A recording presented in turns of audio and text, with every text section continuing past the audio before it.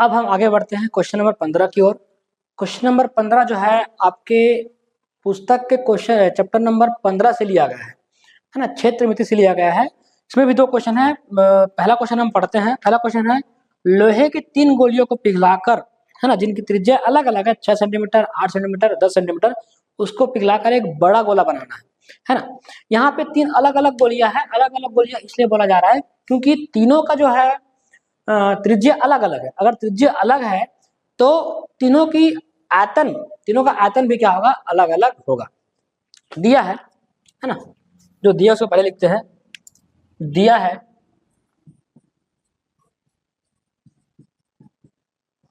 है छोटे गोलों की त्रिज्याएं, given radius of small sphere R1, R2, R3 ये दिया है हमको। R1, R2, R3। R1 कितना है, 6 सेंटीमीटर, R2 8 सेंटीमीटर और R3 10 सेंटीमीटर। 6, 8 और 10 सेंटीमीटर हमको दिया गया है। एक क्वेश्चन कुछ ऐसा है कि 6 ये है, ये और ये थोड़ा सा रेडियस बड़ा होता गया है। तो अब जब नया गोला जो बनेगा वो इन तीनों को पिघला कर बनेगा। इसका मतलब ये कि इसका आयतन प्लस इसका आयतन प्लस इसका आयतन, तीनों का जो आयतन रहेगा वो बड़े गोले के आयतन के बराबर होगा, है ना। तो हमको बड़े गोले का आयतन निकालना है, बड़े गोले की त्रिज्या निकालना है। तो मान लो बड़े गोले की त्रिज्या कैपिटल आ रहा है, माना बड़े गोले की त्रिज्या बराबर R। Let radius of a big sphere is equal to R centimetre. इसको रब कर देते हैं। अब आगे बनाते हैं।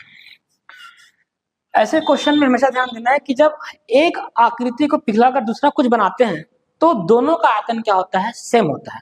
यहाँ पर हमने 3 गोलों को पिघलाया और बड़ा गोला बनाया, तो 3 गोलों का जो आयतन रहेगा वो बड़े गोले के आयतन के बराबर होगा। वही चीज हमको यहाँ पर लिखना होगा ताकि जो चेक करने वाला है वो समझ जाए, है ना। चूंकि छोटे गोलों को पिघलाकर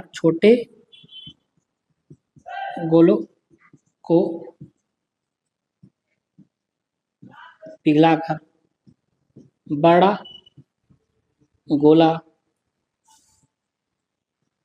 बनाया गया है। Since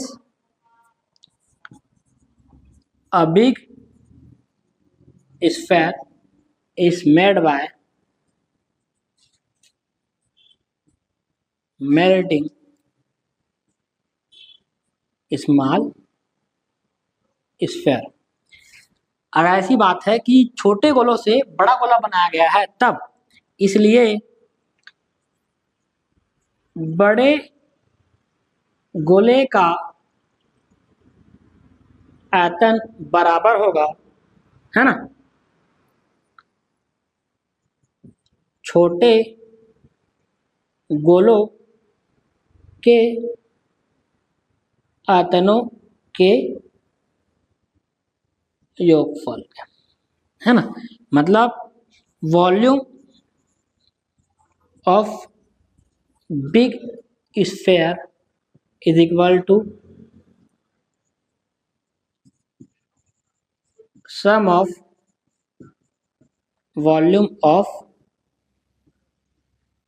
small spheres.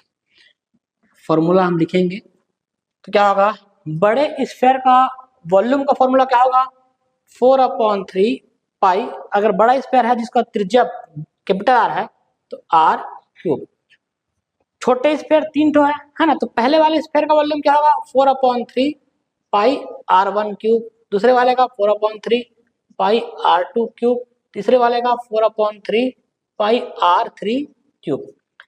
तीनों में pi by 3 4/3 pi 4/3 pi 4/3 common निकाल लेंगे तो 4/3 pi R³ is equal to 4/3 pi common निकाल लिया, क्या बचा R1 क्यूब R2 क्यूब और R3 क्यूब, ये और ये कैंसिल हो गए, पाई और पाई कैंसिल, क्या बचा R1 क्यूब, इधर R1 का cube plus R2 cube plus R3, तो R cube is equal to R1 का वैल्यू कितना है 6 सेंटीमीटर का क्यूब, इधर 8 क्यूब, इधर हो जाएगा 10 का क्यूब, तो ये R cube is equal to, ये क्या होगा 6 क्यूब मतलब 216, 8 क्यूब 512, ये 1000। सबको जब जोड़ेंगे तो क्या आएगा 6 2 8, एक और एक 2, 5 2 7 और ये 1, 1728। 1728 को जब आगे और तोड़ेंगे तो हमको क्या मिलेगा R cube is equal to, ये मिलेगा 12 का क्यूब, दोनों के पावर में 3 है, इसका मतलब ये है कि R बराबर 12। अतः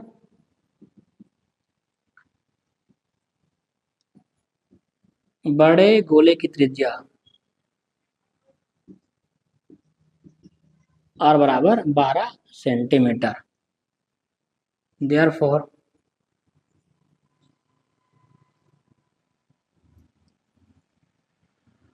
radius of big sphere R is equal to 12 centimetre, ये रहा आपका आंसर। 4 नंबर क्वेश्चन है, बार बार बता रहा हूँ कि स्टेप बहुत ज़्यादा मायने रखते हैं, अगर ये आप नहीं लिखोगे यहाँ से डायरेक्ट अगर आप सॉल्व कर दोगे तो इसमें 1-2 नंबर कटने की चांस पूरा रहेगा, आप इसको नोट करिए। इसके बाद हम आगे क्वेश्चन की ओर बढ़ेंगे। दोस्तों क्वेश्चन नंबर 15 के अथवा में है, यदि किसी शंकु और बेलन के आधार की त्रिज्या तथा ऊंचाई समान हो तो उनके आयतनों का अनुपात ज्ञात कीजिए। इन if a cone and a cylinder have the same base radius and the same height, find the ratio of their volume। दोनों के वॉल्यूम का रेशियो पता करने बोल रहा है जब उसके रेडियस और उसके हाइट सेम है ना, अगर हाइट और रेडियस सेम है तो दोनों को सेम मानना पड़ेगा। तो माना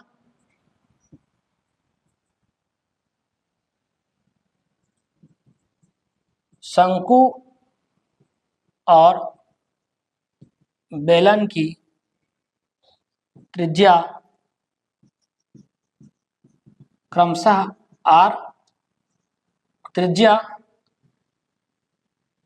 बेलन की त्रिज्या और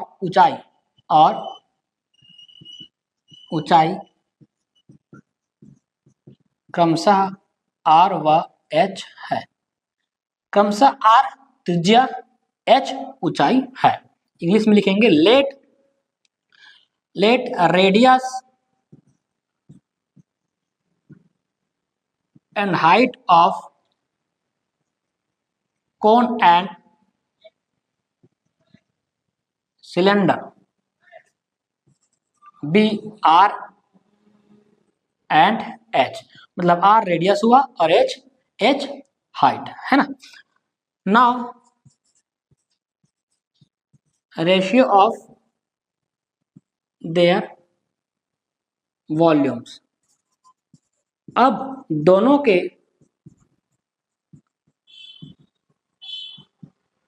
आयतनों का अनुपात, मतलब वॉल्यूम ऑफ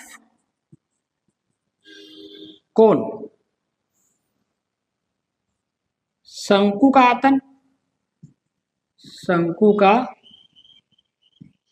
आयतन बटे वॉल्यूम ऑफ सिलेंडर,